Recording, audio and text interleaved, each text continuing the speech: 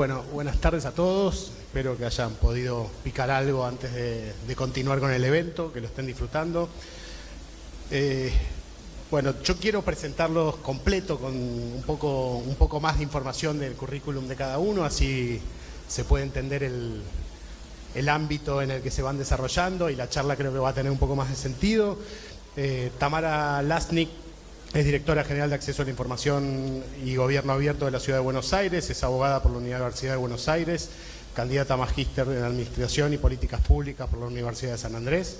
Anteriormente se ha desempeñado en distintos roles en el sector público y ha trabajado en diversas organizaciones de la sociedad civil argentina y de la región, áreas de fortalecimiento de las instituciones democráticas, transparencia, participación ciudadana, gobierno y datos abiertos e innovación. Ivana Feldfeber, me cuesta a veces un poco, Feldfeber. Es cofundadora y directora ejecutiva de Data Género, una organización pionera con sede en Argentina dedicada a construir ecosistemas de datos inclusivos y herramientas de inteligencia artificial responsable para el bien público. Lidera Aimurai, una plataforma de inteligencia artificial de código abierto que estructura documentos judiciales de manera local, anonimiza documentos y pronto hará transcripción de voz a texto para promover la justicia abierta, la transparencia y la rendición de cuentas. Aimurai ha sido reconocida por la UNESCO, ONU, Oxford, el Foro de Paz de París, entre otros espacios internacionales. Valeria Quiroga es científica de datos, miembro fundadora de la Red Internacional de Justicia Abierta y directora general de Estadísticas de la Corte Suprema de Justicia. Y Tino Betancourt es director de Informática y Modernización en el Ministerio Público Fiscal de Cava. Así que bueno, gracias por la presencia en el panel. Y bueno, el tema del panel son los desafíos de la implementación de inteligencia artificial, y sobre todo por ustedes y por su experiencia en el sector público. Así que voy a arrancar preguntándote, Tamara, desde tu experiencia y desde tu expertise, ¿cuál crees que son los riesgos de la implementación de la inteligencia artificial en el sector público? Y cómo se pueden abordar los desafíos que implican estos riesgos desde las herramientas de gobierno abierto. Bien, gracias por la pregunta y gracias por el espacio. A ver, hablar de los riesgos creo que ya se viene hablando bastante estos días también y que las colegas van a profundizar, el colega va a profundizar, pero creo que rápidamente cuando pensamos en uso de IA en el sector público tenemos claros riesgos como los sesgos vinculados a la información que alimenta la inteligencia artificial, la falta de transparencia, la falta de neutralidad, ¿no?, que hay en la IA y ese mito de que parece que es neutral pero no es neutral. Y particularmente algo que a mí me preocupa, siento que el sector público es muy claro, es la falta de agencia, ¿no? Que se pierda el rol del funcionario, la funcionaria a cargo de una política pública que esté derivado en una inteligencia artificial, que además a veces es desarrollada por el propio Estado, pero a veces también es de un tercero. Entonces, esto trae aparejados otros riesgos vinculados a los datos personales, a la privacidad, ciberseguridad. Creo que hay muchos riesgos que en el sector público toman mayor dimensión por el rol que tiene el sector público en el desarrollo de las sociedades. Entonces, pensando un poco esto y la parte tal vez oscura o la parte gris que uno ve con la inteligencia artificial, en el Gobierno de la Ciudad de Buenos Aires trabajamos hace muchos años desde una perspectiva, una visión de gobierno abierto. Y entendemos que los desafíos que afrontan las ciudades, las sociedades, tienen que ser justamente resueltos o abordados desde esta perspectiva de gobierno abierto. Porque el gobierno abierto justamente lo que busca es transparentar las decisiones públicas, fortalecer la democracia, la confianza pública, generar procesos inclusivos y participativos que le den voces a distintos sectores. Entonces dijimos, bueno, como todo desafío, ahora nos toca abordarlo desde esta mirada, estos lentes de gobierno abierto. Sin embargo, al principio también fue como decir, bueno, ¿cómo se aborda esto? Y lo que se nos ocurrió hacer fue reunirnos junto a colegas de otros países del mundo, de distintas ciudades del mundo, en el marco de lo que es la Alianza para el Gobierno Abierto. La Alianza para el Gobierno Abierto también es conocida como Open Government Partnership, por sus siglas en inglés, es OGP, también OGP le dicen muchas personas. Y es una organización internacional que reúne a gobiernos y sociedad civil justamente para promover políticas de gobierno abierto. Entonces, en ese marco contactamos a colegas de Bogotá, de París, de Escocia, de Plató, una ciudad de Nigeria, y de sociedad civil, de Austin también me estaba olvidando, de Estados Unidos, y nos sentamos juntamente a debatir y pensar, bueno, cómo hacemos que conviva esta inteligencia artificial con el gobierno abierto? ¿Cómo el gobierno abierto puede ser una herramienta para hacer frente a estos desafíos? Entonces recopilamos casos, escribimos una publicación que está disponible online si la quieren mirar, pero creo que lo más interesante es que encontramos que claramente en los 3 pilares de gobierno abierto, que son transparencia, participación ciudadana y colaboración, hay formas de abordar la IA. Y esto fue interesante porque muchas veces cuando hablamos de la IA es tan técnico, es tan abstracto para quienes no somos cientistas de datos, quienes no trabajamos en esa parte más técnica, más informática. Entonces tuvimos que sentarnos de verdad a pensar, bueno, ¿y cómo la participación ciudadana? ¿Cómo podemos lograr llegar al vecino o vecina a pie con una agenda de inteligencia artificial? Bueno, y ahí recopilamos casos, debatimos mucho y entendimos principalmente sobre estas 3 agendas algunas cositas que voy a enumerar rápidamente, porque tenemos poco tiempo. Pero principalmente, tenemos. ¿estamos bien?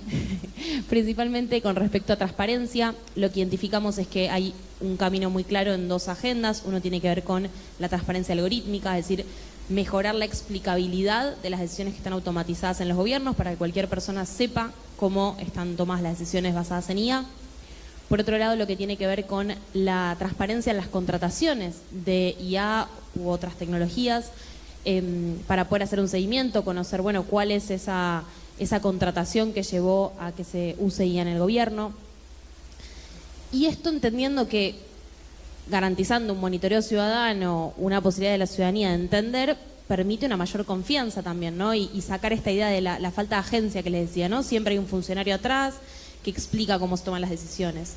Después, por otro lado, desde la perspectiva de participación ciudadana, este segundo pilar, no solamente pensar en el ciudadano a pie, sino también en otros actores. Hay un montón de especialistas, de sociedad civil especializada en estas agendas, del sector privado que también es parte de esta discusión, de la academia, los que estudian estos temas. Entonces, bueno, ¿cómo podemos sentarnos, por un lado, para que conozcan mejor de qué hablamos cuando hablamos de IA en el sector público, pero también para que ayuden a diseñar esa gobernanza de la inteligencia artificial? Hace muchos años empezamos a ver lo que era la gobernanza de los datos en el sector público, conversación que ahora toma mucha más relevancia porque esos datos terminan alimentando esa inteligencia artificial. Bueno, tenemos que debatir y hacer un debate público sobre esa gobernanza de la inteligencia artificial. Y por último, vinculado a la colaboración, esta idea más de compartir con otros, de fortalecer estos espacios, trabajar con otros gobiernos, entender cómo se hizo lo mismo en otro lugar para evitar cometer los mismos errores, para aprender de lo que otros aprendieron, como un espacio más iterativo y de compartir. Esos son un poco los hallazgos principales que tuvimos y que nos refuerzan la idea de que el gobierno abierto, estos principios que en Ciudad los levantamos mucho, siguen siendo una respuesta para los desafíos que nos plantea el mundo, ¿no? Que ahora es la inteligencia artificial y en 3, 4, 5 años tal vez es otra cosa que no sabemos. Y particularmente ya yendo como a qué estamos haciendo, porque esto fue un estudio, fue empezar a una etapa exploratoria de qué podemos hacer. Tenemos 2 proyectos en marcha vinculados con esta agenda. Uno es, estamos empezando a codiseñar los lineamientos de transparencia algorítmica para el Poder Ejecutivo de la Ciudad de Buenos Aires, un proceso sumamente desafiante porque nos hace entender un montón de cosas que tal vez no entendemos, súper técnicas, y encontrarnos con actores del sector público que tampoco tal vez entienden, con otros que sí entienden, e intentar equiparar esos niveles de conocimientos para juntos co-crear, junto también con la sociedad civil, estos primeros lineamientos que van a ir acompañados de capacitaciones, ¿no? Para poder finalmente nivelar ese conocimiento. Y por otro lado, estamos trabajando en algo que impacta muy de lleno la IA, que es datos personales. En la Ciudad de Buenos Aires, no sé si conocen, pero tenemos una ley propia de protección de datos personales que convive con la ley nacional, la 1845, que este año cumple 20 años. Es una ley que en su momento fue muy innovadora, es la única jurisdicción de Argentina que tiene ley propia de protección de datos personales.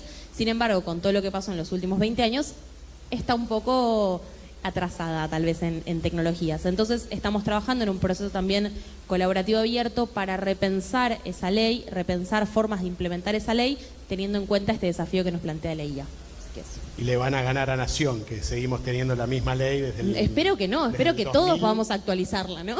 Pero viene lento el proceso, sí. y sobre todo en estos temas es fundamental que la ley se actualice, pero bueno, está buenísimo.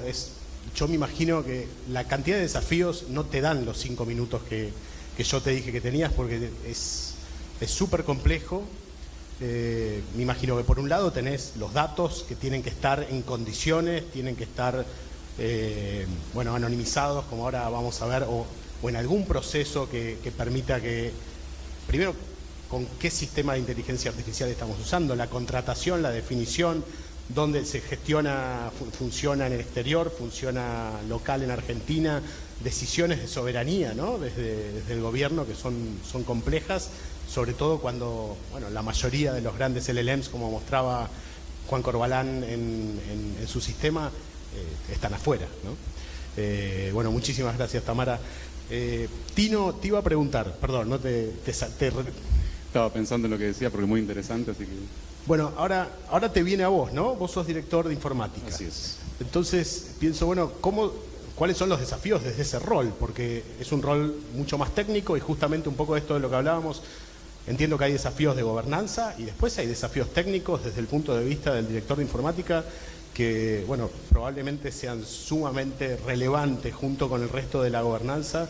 Y contanos un poco cómo lo manejan en Ciudad. Bárbaro. Sí, nosotros en la Fiscalía tenemos como la visión de no salir corriendo atrás de estos las nuevas tecnologías, sino seguir combatiendo los mismos problemas que tenemos como justicia desde hace un montón, apoyados en la nueva tecnología, digamos. Y que los operadores judiciales entiendan de que acá no viene nadie a quitarles el trabajo, sino a potenciarlo, digamos. Bueno, esto se ha dicho muchas veces en este congreso, pero bueno, quiero decir, técnicamente, yo soy una persona técnica, entonces nosotros seguimos en el mismo camino de poder repensar los procesos.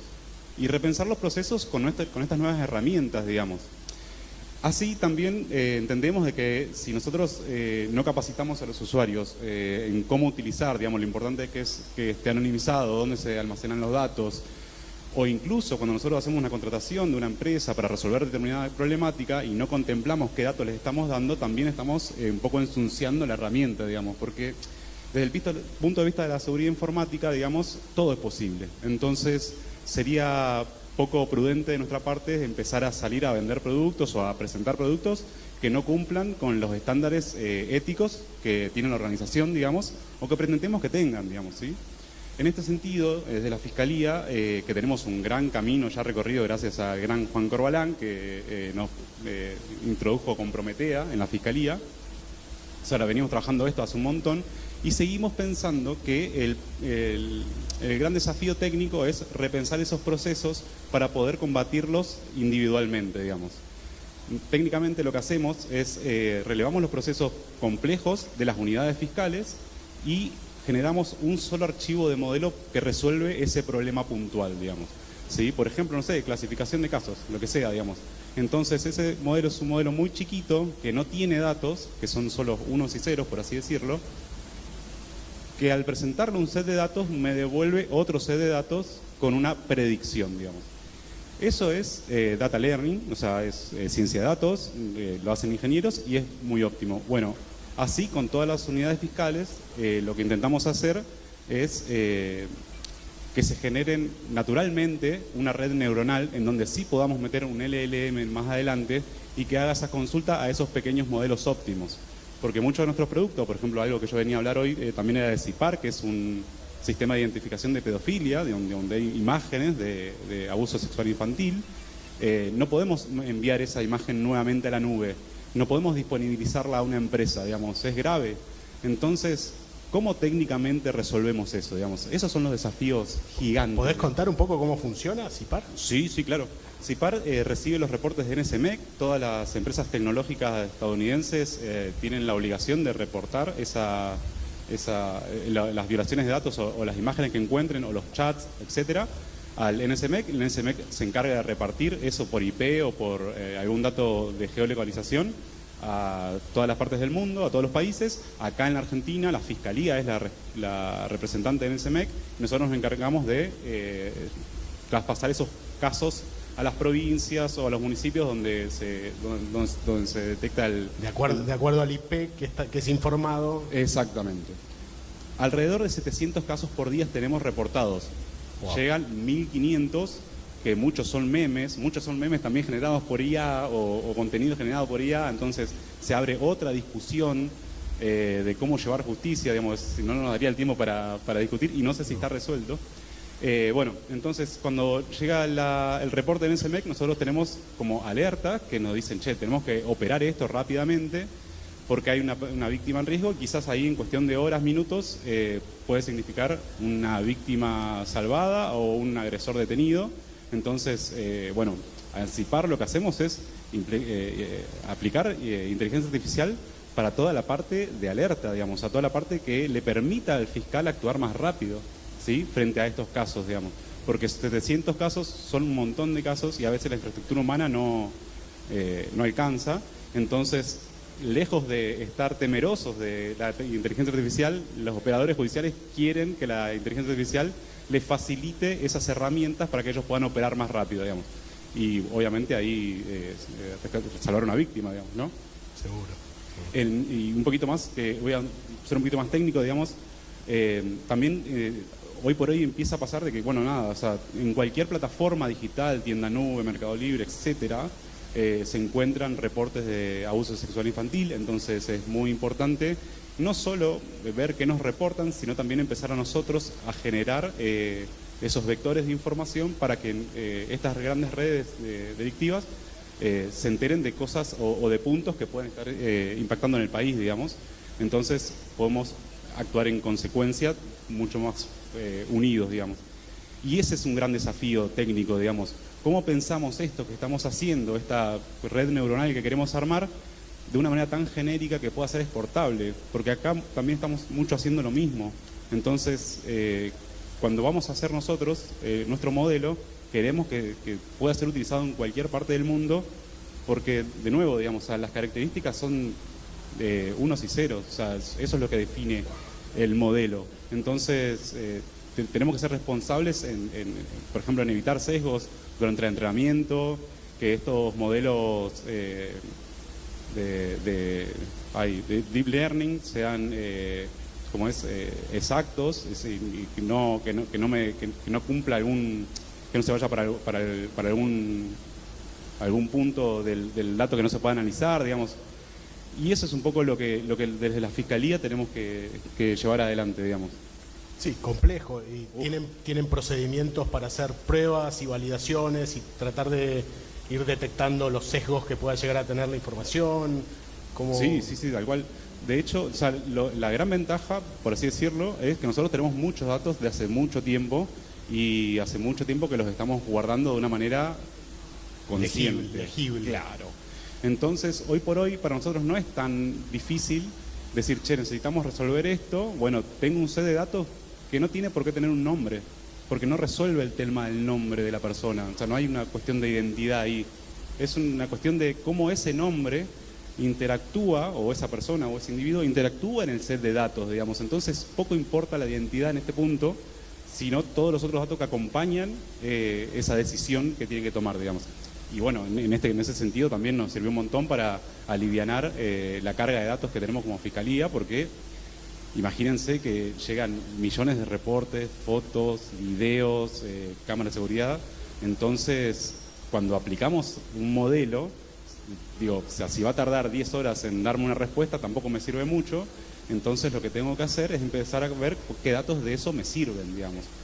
Y ahí empieza a mejorar, porque vos decís, che, esta parte del proceso no es tan importante o no impacta tanto en el resultado o en lo que la Fiscalía quiere que resulte del caso, digamos. Entonces ahí es donde empezamos a repensar procesos gracias a la herramienta. Digamos, y a mí me parece genial porque no nos desviamos del rumbo, seguimos mejorando los procesos y podemos implementar nueva tecnología a medida que, porque digo, va cambiando todo el tiempo. Entonces podemos implementar tranquilos, sabiendo que todos los datos que estamos proponiendo para analizar están seguros, digamos. Pero es así, digamos, o sea, desde la base tiene que estar bien ordenado. Y es un debe de todos los organismos, de todas las empresas, pensar así este tipo de implementación. ¿Y no, es un desarrollo interno o es una contratación de alguno de estos grandes modelos? Nosotros, por una cuestión ideológica, lo hacemos todos desarrollos internos, digamos. Wow. Si bien hoy por hoy ya se está haciendo, digamos, nos pasó el caso de que queremos abrir un chat ciudadano para la toma de denuncias, y la verdad que es muy difícil que exista un equipo que soporte todas las consultas. Y también algo de que interprete, porque también los ciudadanos también abusan de la herramienta, digamos, pasa de todo, digamos, entonces tenemos que estar preparados para eso. También hay una condena social de que si el chatbot te responde cualquier cosa, también te impacta negativamente o no es lo coherente. Entonces, ahí empezamos a recurrir a empresas que tengan un poco más de infraestructura para eso, digamos. Igual la justicia avanza un montón, estamos atrás de eso como para tener ambientes híbridos y saber qué cosa disparar a cada lado, digamos. Porque, nada, hay que darle una respuesta al ciudadano, hay que acercar toda esta tecnología para que pueda hacer sus denuncias, por ejemplo, más fácil, pero siempre, bueno, nada, con mucho control. Pero como te decía más adelante, digamos, tampoco importaría mucho contratar empresas porque nosotros nunca le vamos a dar datos, siempre le vamos a dar vectores. Entonces ahí es difícil reconstruir el dato a la inversa, digamos. Bueno, gracias, Altino. Ivana, ¿querés contarnos un poco sobre Data Género, tu proyecto y el proyecto dentro del proyecto que es Aimuray, que me parece súper interesante? Dale, muchas gracias. Bueno, gracias por la invitación.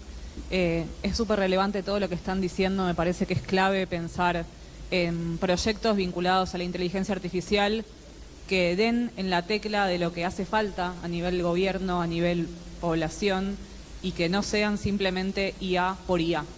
Es algo que hoy en día podemos caer en esa trampa de decir hay que usar inteligencia artificial bajo cualquier tipo de, o sea, sin importar nada.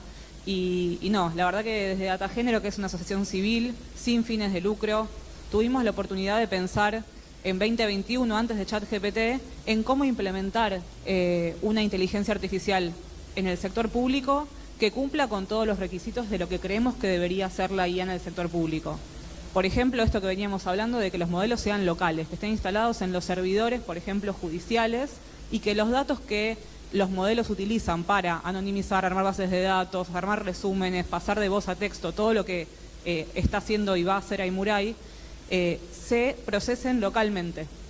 Cosa de que si después algún oficial del Poder Judicial quiere usar ChatGPT para algo, le mande información anonimizada, no le mande información que no está anonimizada y que tiene datos muy sensibles de la población, como son los datos judiciales. Entonces dijimos, ok, que sea local, check. No había grandes modelos de lenguaje en ese momento, son modelos pequeños los que utilizamos en Aimuray, que entran dentro de la categoría de IA, no de IA generativa, que son como dos distinciones. Yo creo que la IA tradicional tiene muchísimo potencial para hacer tareas pequeñas, concretas y de manera más transparente que tal vez un modelo grande de lenguaje, y aparte no tienen tanto poder de procesamiento como los modelos de lenguaje grandes. Entonces podemos instalar IA... No consumen tanto. Claro, no consumen tanto. Tienen un poder mucho más bajo de procesamiento y requieren servidores mucho más pequeños, sin placas gráficas. Y yo creo que ahí hay una oportunidad muy interesante porque sabemos que nuestros poderes judiciales no tienen grandes data centers en los cuales instalar modelos gigantes. Entonces sí creemos que la IA puede ser distribuida, es decir, que haya modelos pequeños para tareas pequeñas, que sean más auditables, más transparentes. Y distribuida quiere decir que haya muchas herramientas distintas, como es la de Valeria también. Nos parece que es muy importante que haya muchos enfoques y muchas disponibilidad, que no haya un monopolio de la IA para el sector público y que los poderes judiciales y los gobiernos puedan también elegir en función de sus necesidades qué utilizar. Y otra de las grandes cosas que queríamos que suceda es que sea auditable. Entonces todo nuestro código está subido a GitHub. Si entran github.com/Aimuray pueden encontrar cada línea de código de cómo está hecha nuestra herramienta, y los modelos también están disponibilizados para que puedan ser auditados, y de hecho lo han sido por Oxford y por varias otras universidades del mundo, y nos han dado que es una herramienta segura, transparente y éticamente desarrollada. Entonces fue como decir, ok, queremos que sea soberana, local, distribuida, transparente, auditable y que tenga un fin social, como es, por ejemplo, la anonimización, como es el armado de bases de datos. Creemos que la IA es muy buena para tareas muy tediosas para el ser humano, como es armar una base de datos de manera manual. La verdad que es muy tedioso. Anonimizar de manera manual también lo es. Y mismo transcribir un audio a texto puede ser muy tedioso. Entonces creemos que ahí hay mucho potencial. Y el último de los checks, que es un check que podemos discutir después, es que sea gratuita. Creemos que la IA sabemos que no es tan cara de desarrollar. No hacen falta millones de dólares para desarrollar IA, no hacen falta licitaciones millonarias para poder hacer IA. Acá hay varios ejemplos de eso. Y creemos que puede ser utilizada y distribuida de manera gratuita con algún tipo de financiamiento internacional o con algún tipo de financiamiento estatal también, que no sea millonario. Eso es como, por lo menos nuestra experiencia que venimos teniendo muy buena recepción. En este momento Aimuray está instalado en todas las oficinas del Poder Judicial de Cava. O sea, si hay alguien de acá de Cava, les va a aparecer el icono de Aimuray en el escritorio, se conectan, van a la URL del servidor y se conectan al servidor para poder utilizar las herramientas de Aimuray. Y así está siendo utilizada en varios tribunales superiores de justicia del país. También está siendo utilizada en Costa Rica, en la Procuraduría y en varias oficinas del país. En Chile también. Y bueno, sabemos que hay mucha más gente que la está utilizando de diversas maneras. No lo terminamos de saber porque es gratuita y libre, entonces cualquiera la puede descargar y utilizar. Y hemos tenido muy buena recepción de los equipos de informática porque pueden ver todo el código y dicen, esto está ok. Y ellos son los que se encargan de después mantenerla y llevarla como a todas las oficinas, porque no hace falta que haya un data center centralizado que haga todo. Simplemente los equipos de informática lo instalan en sus servidores y mismo hay algunos que solamente consumen los modelos y la API y tienen su propio frontend, como que... ¿La data surge de data género o de cada uno de los usuarios finales? Claro, no tenemos acceso a nada de la información, de hecho funciona sin internet, sin conexión a internet. Lo que hace Aimuray es, vos le subís un archivo y tenés como 3 caminos distintos. Te lo anonimiza, te arma una base de datos y si es un archivo de voz te lo transforma a texto y eso se desarrolla de manera local en los servidores. La parte de voz todavía está en beta y es probable que haga falta un poquito más de poder de procesamiento que la actual, pero anonimizar y armar bases de datos se hace en los servidores. Entonces, vos le mandás la data sensible, se procesa en el servidor judicial y te vuelve ya procesada a tu computadora. Nosotros no tenemos acceso a nada de todo eso y no es un modelo que se reentiende constantemente con la información porque no tiene conexión a internet, sino que es un modelo que ya está entrenado, entonces detecta lo que detecta. Sí, yo me acuerdo cuando salió para Word la opción de hablarle, no sé si se acuerdan, esto debe ser 15, 20 años, funcionaba bastante bien y era en función dentro de Windows, dentro del propio, no el sistema operativo, sino dentro del Office. Claro. ¿No? Con lo cual tiene lógica que hoy podamos, con el nivel de procesamiento que tenemos, la capacidad de procesamiento, hacer aplicaciones que hagan lo mismo a costos mucho más bajos, sin tener que mandar todo a los servidores en Estados Unidos, sin saber quién accede, etcétera. Así que totalmente, y ahí agrego un puntito más que nos parecía importante. Este es un desarrollo generado por Datagénero Asociación Civil, en conjunto con gente de la academia, argentinas que están haciendo investigación afuera, con Collective AI, que es una cooperativa de inteligencia artificial, que es quien desarrolla toda la parte del backend, con gente también del frontend, de diseño de toda la parte visual, y también con el sector público. El piloto de Aimuray fue hecho en el juzgado número 10 de la Ciudad de Buenos Aires con el juez Pablo Casas, y él fue quien nos habilitó que podamos probar esta herramienta en su juzgado, y ellos fueron los que nos dieron todo el feedback para que la herramienta sea lo que es hoy.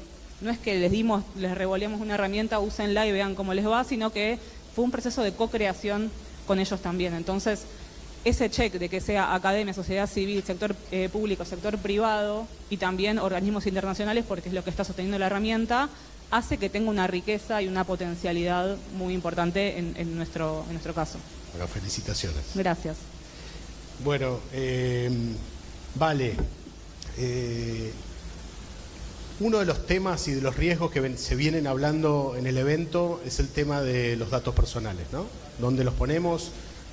¿Quién accede? Si se utilizan o no se utilizan para entrenar al LLM con el que estamos utilizando, porque, bueno, fuera del ámbito de lo que contaba Ivana, bueno, la inteligencia artificial generativa está usándose probablemente por todos dentro del Estado, aunque no esté aceptado ni habilitado, ni haya una política, ni haya licencias pagas. Y ese es como solo un tema para poder hablar durante horas, ¿no? Cómo gestionar el uso de inteligencia artificial generativa, cuál, bajo qué licencias y qué se puede hacer y qué no se puede hacer. Y es uno de los grandes problemas. Todos lo usamos, esté permitido, habilitado o no, porque resuelve y con lo cual lo que estamos metiendo ahí probablemente con el riesgo de estar brindando datos sensibles, datos personales y rompiendo la ley, o sea, incumpliendo la ley de protección de datos personales y poniendo en riesgo muchas veces por el tipo de casos judiciales a personas, menores, mujeres en situaciones delicadas, con lo cual ¿querés contarnos desde la red cómo vienen trabajando este desafío? Dale, hola a todos. Bueno, ¿Querés que nos habiliten el video que nos pueden pediste? poner el video para contarles, como Ivana seguro, como Fito Páez, ¿no? Venimos a entregar el código, no el corazón, pero empiecen a anonimizar los datos. Es una preocupación enorme que tenemos desde los poderes judiciales en particular, porque manejamos información muy sensible. Entonces, esto de uso irrestricto de la confianza del oráculo, de pensar que le entregamos, me devuelve el proyecto, lo hace más sofisticado, me ayuda, me ahorra tiempo, etcétera, etcétera, no estamos viendo cuáles son los riesgos de entregar a las redes, a las nubes, a compañías, datos que tienen que ser muy cuidados por los poderes judiciales. Entonces, el código de ella, que está disponible, que también el que quiera el código se lo pasamos. Estuvo buenísimo la presentación de Juan, pero lo cierto es que necesitamos para cualquier implementación los procesos de compra, de licitación. Bueno, en el mientras tanto tenemos algunas herramientas disponibles que nos pueden ayudar a evitar hacer estos usos que no están buenos de las inteligencias que están disponibles y que tenemos a la mano. Esa es la primera propuesta que les traigo. Como el de Ivana tiene una génesis muy similar, yo integro la Red Internacional de Justicia Abierta, creemos en los mismos valores que el gobierno abierto y que Tamara mencionó antes, y empezó como un proceso de co-creación con un juzgado que estaba disponibilizando su información porque quería tener una iniciativa vinculada con esto y necesitaba y estaban testando la información antes de subir al repositorio de datos. Entonces, bueno, ahí nosotros lo que les propusimos fue elaborar alguna herramienta que les allanara un poco ese trabajo. Funciona de la misma manera, tiene etiquetas que pueden seleccionar qué ofuscar, qué no ofuscar, qué ocultamos, qué no. Por otro lado, también algo que nos parece interesante es que logramos, esto ya está en la tercera de las versiones porque fue creciendo a medida que los distintos usuarios fueron generando sus documentos anonimizados. Porque lo que nos pasaba al principio es que eran muy cortos, estaban pensados para sentencias que eran muy cortas, a medida que otros tribunales y cortes los fueron utilizando, vimos que las extensiones... Un poquito más cerca del micrófono. Que las extensiones requerían que pudiera tener una legibilidad a la información que estaba ofuscada. Entonces, bueno, hay etiquetas para determinar si es el imputado, si es el testigo, si es la madre del imputado la que está atestiguando, etcétera, etcétera, para poder darle un seguimiento a la coherencia del documento cuando uno lo quiere leer. Así que están disponibles, úsenlos. ¿Qué creo respecto de esto? Que hay dos cuestiones. Está Juan José Pi de la Serra en uno de los otros domos y le consulté esta mañana. Juan, en alguno de los planes estratégicos que ustedes están armando con los poderes judiciales, ¿hay algún proyecto vinculado con cuestiones blandas? Porque esto se viene, está disponible, todos sabemos la potencia que tienen estas herramientas, pero ¿qué vamos a hacer con aquellas personas que ocupan lugares en nuestra organización que van a dejar de ser necesarias en términos de ya el cargo, no necesitamos a nadie más? Todas las tareas repetitivas que vamos a reemplazar, bueno, estamos pensando en cómo vamos a reconvertir a estas personas que prestan servicios dentro de nuestra organización. Creo que esto es una deuda pendiente sobre la que tendríamos que empezar a pensar qué tareas vamos a querer asumir desde el Poder Judicial. Tenemos claro que la decisión final la tienen que tomar los jueces, que the man in the loop es necesario en cualquier implementación de estas, pero bueno, ¿qué pasa con lo que va a empezar a no ser necesario realizar porque va a ser asumido por las inteligencias? Esa me parece una deuda para repensar. Y después ayer muchos mencionaron los datos. Creo que hay que volver también un poco al origen, ¿no? Porque soslayamos que están disponibles, que tenemos grandes bases de datos, sabemos que es un activo enorme, pero nosotros nos encontramos con sesgos. Nuestras inteligencias están aprendiendo con datos que tienen problemas y no estamos trabajando sobre los datos. Eso también tiene que ver con los operadores, con cómo se registran.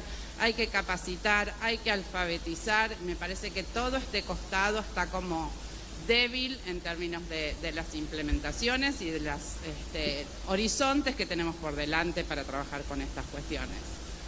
Sí, yo creo que el problema es que todos queremos aportar a esta revolución de la manera que podamos facilitar, simplificar, mejorar los servicios que presta el Estado, las tareas que tienen los agentes del Estado, pero por lo menos lo que yo veo es falta gobernanza, ¿no? Falta gobernanza en todos los distintos sectores del Estado, nacional, provincial, municipal, porque alguien tiene que gobernar esto. No, esto no se implementa solo, ni siquiera a pedido de un departamento porque necesita una herramienta o porque quiere implementar ChatGPT. No, tiene que haber un pensamiento estructural de cómo se va a manejar el concepto de incluir inteligencia artificial y sobre todo la generativa, que quizás es la que más problemas trae, ¿no? Desde el punto de vista de cuál vamos a usar. Vamos a usar un LLM de código abierto implementado localmente. ¿Quién lo va a controlar? ¿Qué políticas se implementan para el uso de esa inteligencia artificial? ¿Cómo se capacita de manera constante? Porque lo que venimos viendo y lo que vimos en la charla anterior y todo lo que es el universo del prompteo, de cómo se le habla a la inteligencia artificial para obtener resultados confiables, no se explica una vez. Digo, es parte de un nuevo lenguaje, una nueva interrelación con un sistema totalmente novedoso y que aparte mal utilizado puede generar daños graves a la sociedad y a individuos puntuales en caso de la justicia, que los venimos viendo en todo el mundo cómo se vienen dando por usos irresponsables. Así que bueno, creo que todo lo que plantearon es sumamente útil, sumamente interesante y esperemos que le encontremos la manera de darle un poco de orden para que todo esto se implemente, no a las apuradas, porque ese es otro tema, no tenemos que resolver todo esto mañana, no pasa nada, no nos corre nadie, esto no es la carrera entre OpenAI, Anthropic y Gemini, esto es el Estado y tiene que buscar soluciones funcionales que realmente resuelvan los problemas y que no los pongan en riesgo, así que no apurarnos y ir haciéndolo con la responsabilidad que amerita. Lamentablemente no tenemos mucho más tiempo, así que les agradezco muchísimo por su tiempo, por su experiencia y muchísimas gracias.